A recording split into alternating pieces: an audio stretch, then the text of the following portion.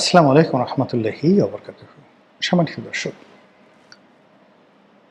ত্রয়োদশ জাতীয় সংসদ নির্বাচন হয়ে গেছে। সংসদ অধিবেশন চালু হতে যাচ্ছে ১২ তারিখ থেকে। বিরোধী দল এখানে অংশগ্রহণ করবে না, কথা বলেনি। এবং যারা বিরোধী দলীয় নেতৃবৃন্দ, তারা মূলত জাতীয় সংসদ নির্বাচনের পর সংসদ অধিবেশনে অংশগ্রহণ করার জন্য রীতিমতো উন্মুখ হয়ে আছেন।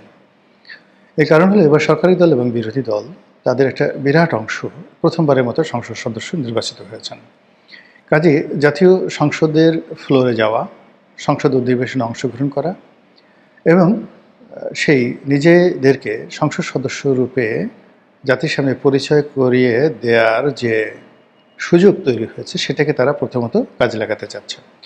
ফলে এই প্রথম সংসদ অধিবেশনটি মূলত উত্তেজনাপূর্ণ হবে, আকর্ষণীয় হবে এবং যে যার মতো সেখানে ব্যাটিং করার চেষ্টা করবে।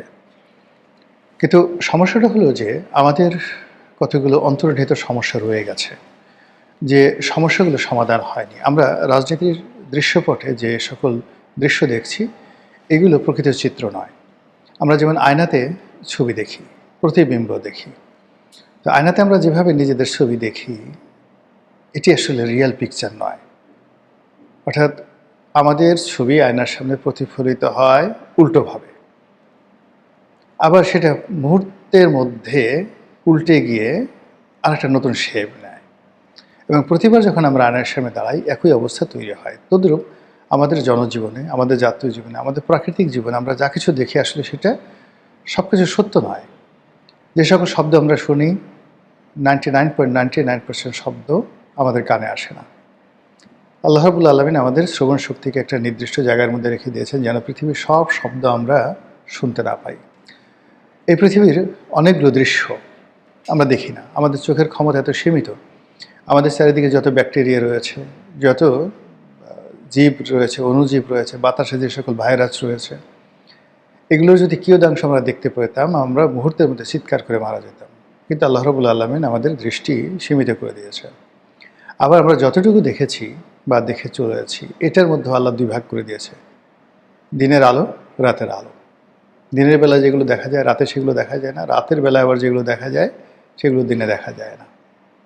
আবার রাতের দুটো রূপ রয়েছে: অমানিসা রজনী, আর একটা হলো পূর্ণিমার রজনী। আকাশে যখন চাঁদ থাকে তখন রাতের একটা বৈশিষ্ট্য ধরা পড়ে, আর যখন চাঁদ থাকে না তখন অন্যরকম বৈশিষ্ট্য।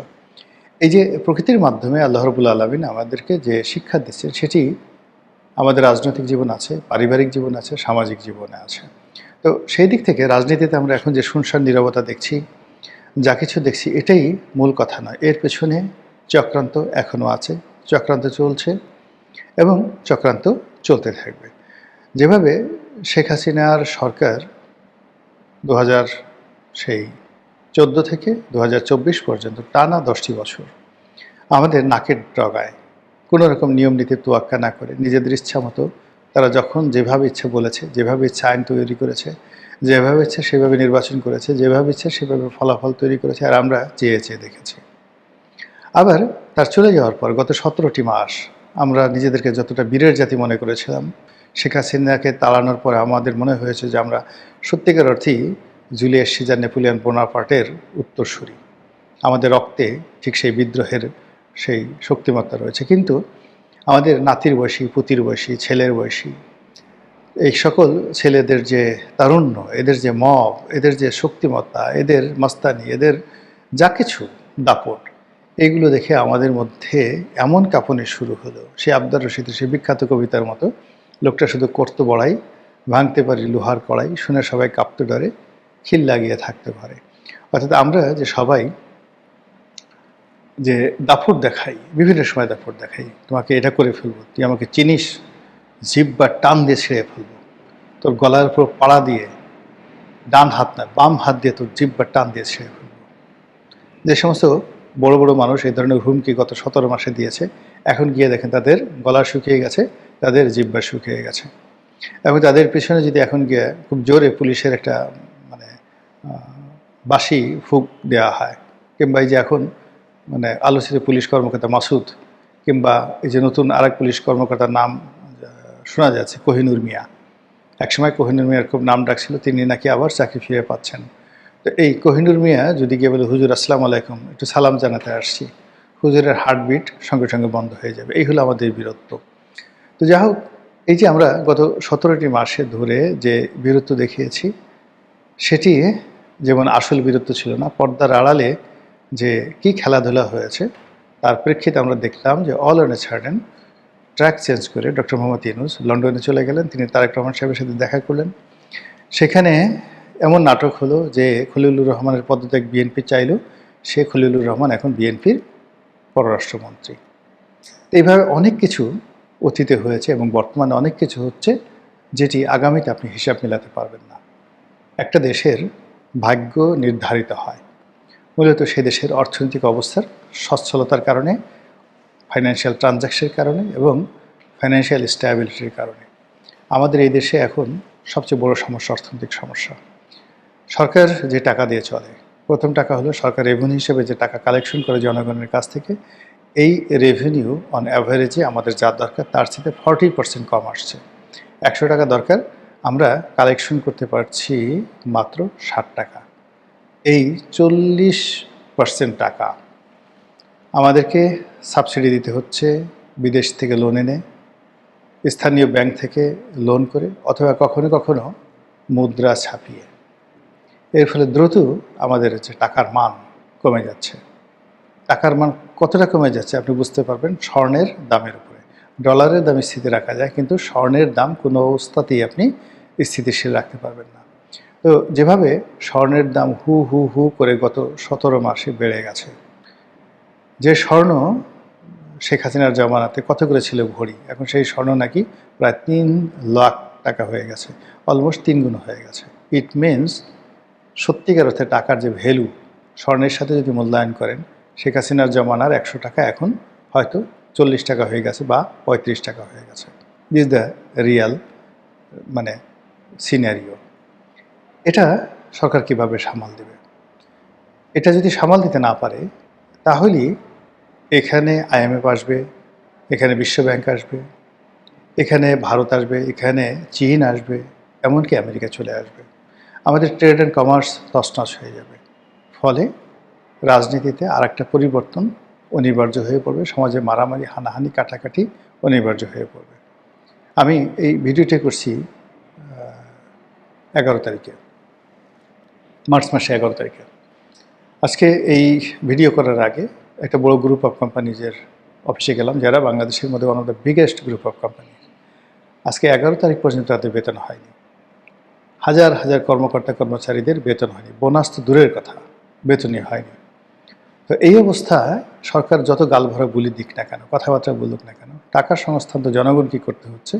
আর জনগণের অর্থনৈতিক মেরুদণ্ড সম্পূর্ণভাবে ভেঙে গেছে। যখনই অর্থনৈতিক মেরুদণ্ড ভাঙে, তখন সেখানে সিভিল ওয়ার হয়ে যায়, দুর্ভিক্ষ হয়ে যায়, সেখানে গৃহযুদ্ধ তৈরি হয়ে যায়, সেখানে বিদেশি শক্তি এসে নাক গলায়। তো কাজেই আমাদের দেশে যে পরিবেশ পরিস্থিতিতে 1-11 হয়েছিল, তেমনি আরেকটি 1-11-র ভয়, আতঙ্ক ডক্টর মোহাম্মদ ইউনূসকে প্রতিটা মুহূর্তে তাড়া করেছে। সেনাবাহিনীকে তিনি জমের মতো ভয় পেতেন। জেনারেল ওয়াকারুজ্জামানের সঙ্গে তার সম্পর্ক ভালো ছিল না, কোনো কারণ ছিল না। জেনারেল ওয়াকারুজ্জামান এবং সেনাবাহিনী প্রাণান্ত চেষ্টা করেছে ডক্টর মোহাম্মদ ইউনূসের সরকারকে সাহায্য এবং সহযোগিতা করার জন্য, কিন্তু তারপরে ওই যে আতঙ্ক, বিকজ রাষ্ট্রের যে সমস্যাগুলো, সেই সমস্যাগুলো তিনি বুঝতে পেরেছিলেন ক্ষমতায় থাকার কারণে। এবং এরকম একটা পরিস্থিতিতে যাওয়া হয়, ঠিক একই অবস্থা 1974 সনে যে দুর্ভিক্ষ, ওই সময় যে অর্থনৈতিক দুরবস্থার কারণে সেনাবাহিনীর সঙ্গে জনগণের সঙ্গে সরকারের যে সম্পর্ক খারাপ হয়ে গেছিল, তার প্রেক্ষিতে বাকশালের প্রেক্ষিতে একটি 15ই আগস্ট অনিবার্য হয়ে পড়েছিল, তার সঙ্গে সঙ্গে দুর্ভিক্ষ। তো ওই যে 74 সনে বা 75 সনে বাংলাদেশের যে অবস্থা ছিল, আজকে এই 2026 সনে বাংলাদেশের যে অবস্থা, ইন অল রেসপেক্ট অনেক অনেক খারাপ। 74-75 সনের যে সূচকগুলো ছিল, যে জিডিপি ছিল, যে পার ক্যাপিটা ইনকাম ছিল, যে কর্মসংস্থান ছিল, যে দারিদ্রতা ছিল, যে বৈদেশিক কূটনীতির সমস্যা ছিল, প্রতিটি সমস্যা বহুগুণে অনেক বেশি। ওই সময়টাতে একটা শক্তিশালী রাজনৈতিক নেতৃত্ব ছিল, ক্ষমতাসীন এবং বিরোধী দল। পরিমাণে বিরোধী দল অল্প হলেও তাদের একজনই 1000 জনের মতো শক্তিশালী ছিলেন। একজন মতিয়া চৌধুরী, একজন সুরেন্দ্র সেনগুপ্ত, একজন কমরেড ফরহাদ, কমরেড মনি সিং, মাওলানা আব্দুল হামিদ খান ভাসানী থেকে শুরু করে আর অনেকে, এমনকি মুসলিম লীগের যে সকল বড় বড় নেতা ছিলেন, শাহজিজুর রহমান থেকে শুরু করে খানে সবুর, মানে তাদের যে অস্তিত্ব, সমাজে তারা বেঁচে আছেন, এটাই সরকারের জন্য একটা বিরাট থ্রেট ছিল। একজন বদরুদ্দিন ওমর, একজন আহমদ ছফা পুরো সরকারকে সাফা সাফা করে ফেলেছিল।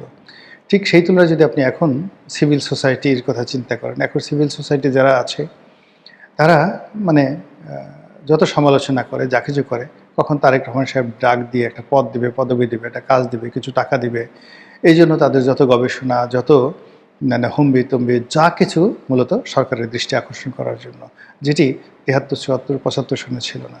কিন্তু তারপরও বঙ্গবন্ধু শেখ মুজিবুর রহমানের পতন হয়েছিল। এর কারণ হলো রাষ্ট্রের অর্থ ছিল না। আর 74 সনে আমাদের যে রাষ্ট্রের অর্থনৈতিক যে সংকট ছিল, এখন সেই সংকট অনেক অনেক বেশি।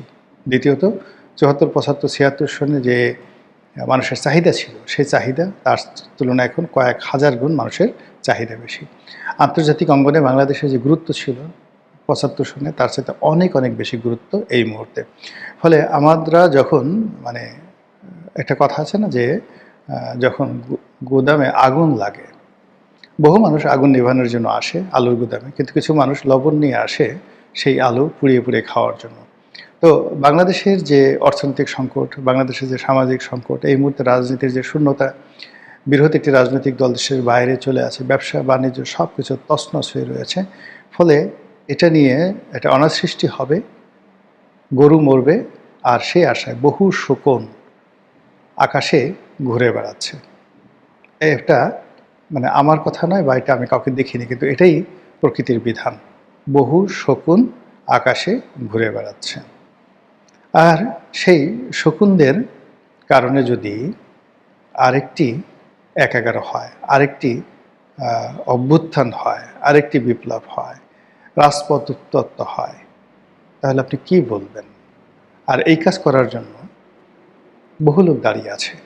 শকুন আকাশে যেভাবে দাঁড়িয়ে আছে, জমিনের মধ্যে নানা গুপ্ত সংগঠন, যাদেরকে ইতিমধ্যে আমরা গুপ্ত হিসেবে মোটামুটি সিলসাপড় মেরে দিয়েছি, তারা কিন্তু অতীতের যে কোনো সময়ের চাইতে অধিকতর শক্তিশালী।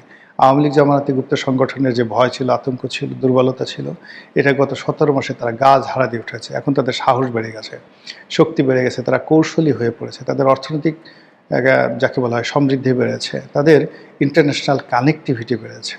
সব মিলিয়ে তারা যদি এই বর্তমান যে পরিস্থিতি, সেই পরিস্থিতির সুযোগ নিয়ে সরকারকে বিব্রত করতে চায়, তাহলে সরকারের জন্য টিকে থাকাটা খুব কঠিন একটা বিষয় হবে। তো এই থেকে হলো সমস্যার কথা। এখন এই সমস্যা থেকে সরকার কিভাবে বের হতে পারে? বের হওয়ার একটাই উপায়, সেটা হলো রাজনীতিটি সবার জন্য উন্মুক্ত করে দিতে হবে। যারা যারা রাজনীতি করতে চায়, ইনক্লুডিং আওয়ামী লীগ, সেই রাজনীতি তারা যদি ওপেন করে দেয়, তাহলে এই যে গুপ্ত শক্তি, সেই গুপ্ত শক্তির যে দাপট, এটা থাকবে না। 2 নম্বর হলো যে সরকারের ব্যয় কমাতে হবে, আয় বাড়াতে হবে। এবং আয় বাড়াতে গিয়ে কোনো অবস্থাতেই ধনিক শ্রেণী এবং মধ্যবিত্ত শ্রেণীকে হিট করা যাবে না।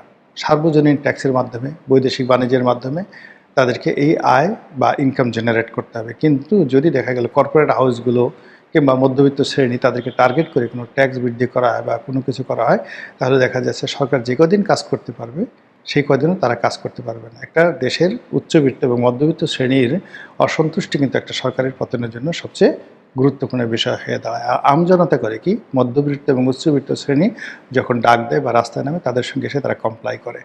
আমজনতা কখনো কোনো একটা সরকারকে টিকে রাখতে পারে না। কাজেই যতটুকু মধ্যবিত্ত শ্রেণী রয়েছে, যতটুকু আমাদের এলিট শ্রেণী রয়েছে, আমাদের শিল্প কলকারখানা, ব্যবসা বাণিজ্য রয়েছে, ইতিমধ্যে অনেকেই সরকারের বিরুদ্ধে চলে গেছে। সরকারের উচিত তাদের সঙ্গে একটি সমঝোতা করা এবং একটি ব্যবসা বান্ধব পরিবেশ সৃষ্টি করা।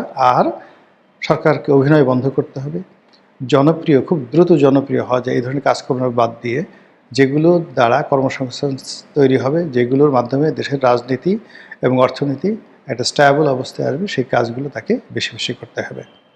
মহান আল্লাহ আমাদের সবাইকে হেদায়েত দান করুন এবং হেফাজত করুন। আসসালামু আলাইকুম ওয়া রাহমাতুল্লাহি ওয়া বারাকাতুহু।